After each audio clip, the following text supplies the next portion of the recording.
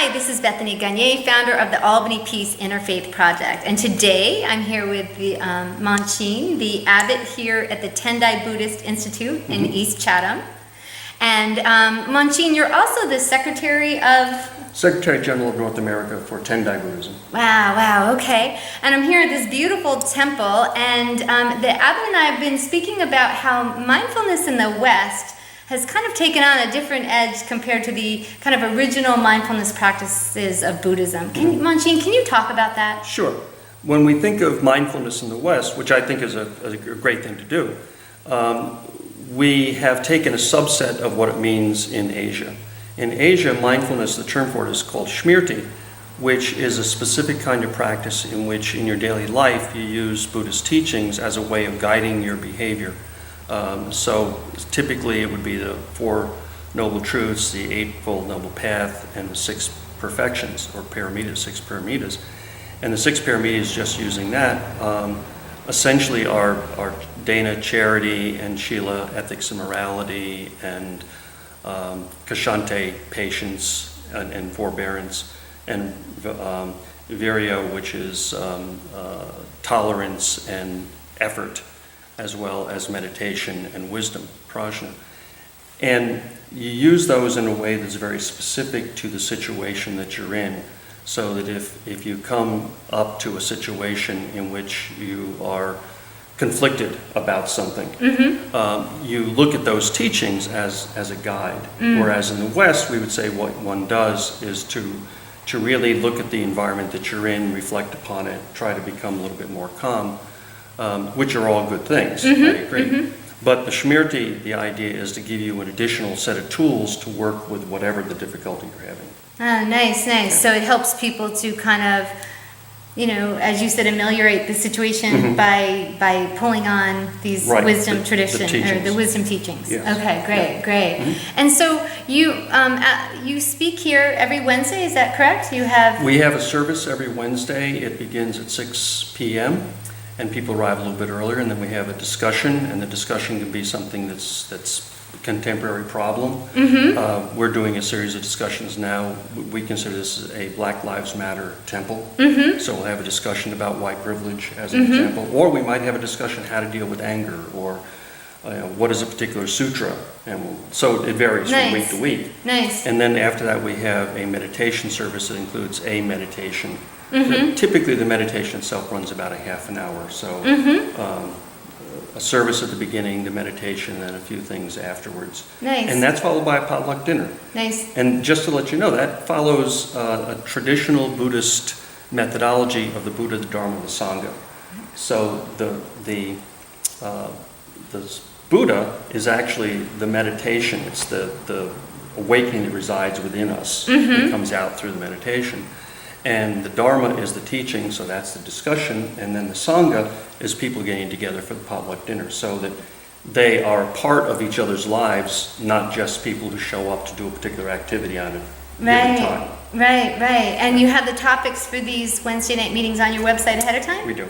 Excellent. Yeah. Okay, great. And the website is very easy. It's tendai.org, which is just tendai.org. Okay, great. And you also were talking about how you have over 200 members here, and how they're also members of other religious affiliations. Sure. Some people are members of the Congregational Church down the road, or the Roman Catholic Church in Chatham, or the synagogue, the Chatham Synagogue, or other religious organizations in the area, because they're coming from up to an hour's drive away, but typically within a half an hour. And so you were saying that Buddhism is inclusive. It doesn't... Right. If you go to Asia and you look at Buddhism in Asia, if you're in Thailand, you're by default a Buddhist, and you will go to the Buddhist temple at the appropriate occasions, but you're also doing folk religion in your home. If you're in Japan, you're both Buddhist and Shinto, but you're also Taoist and Confucianist. Wow. And Buddhism itself is composed of not only the teachings of Shakyamuni Buddha, but it also has many Taoist teachings and has many Confucianist teachings. And if you're in Japan, if I do a Buddhist funeral in Japan, about 20% of it is actually Shinto. Oh, wow. Okay. Even though everybody has a Buddhist funeral, I think, well, that's Buddhism. It's actually, I can trace it back to Shinto.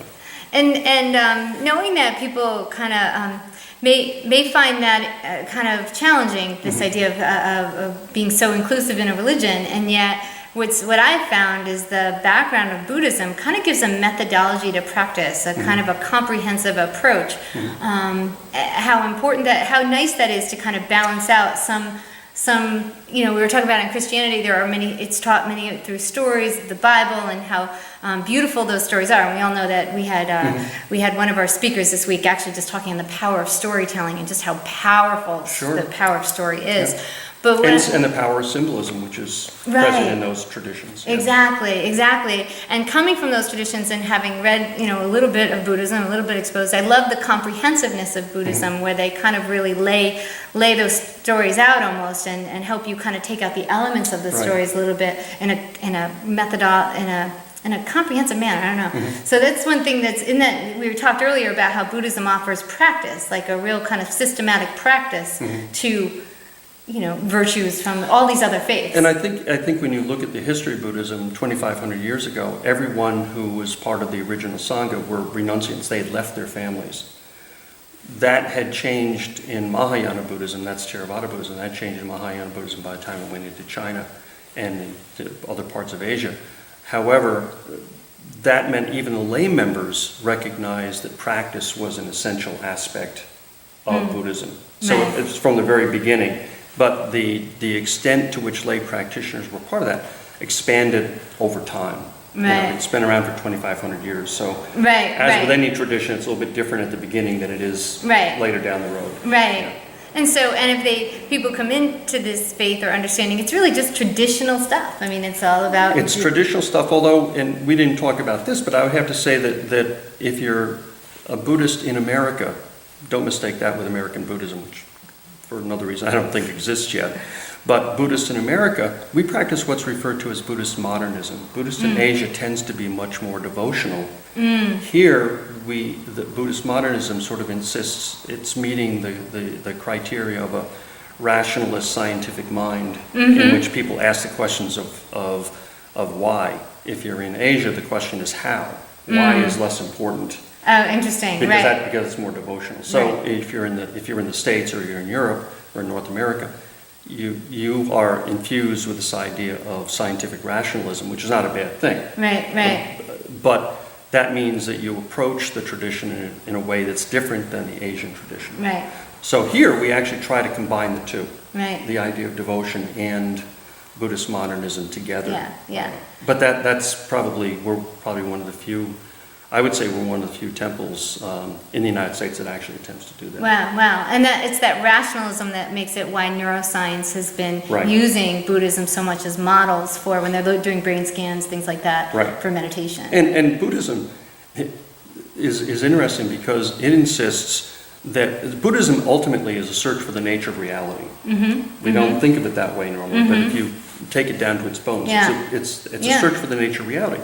And therefore, if we think about something that may be part of a myth as an example, if we use just that myth as an example, we'd still be living on a flat earth.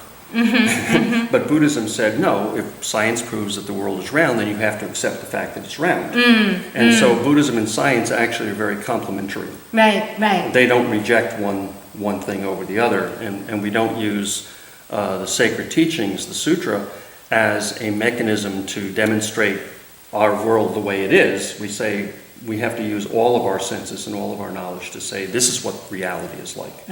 Not just what the teachings are talking about. So interesting. I'm sure we could talk all day. So thank you so much for your time. Thank you. And certainly it's a beautiful drive down here. It's a beautiful place. So come on down. And thank you so much for your participation in the Albany Peace. Well, you're welcome anytime, and anyone is welcome to join us anytime. Absolutely. Good to hear. Okay. Thank you. Bye.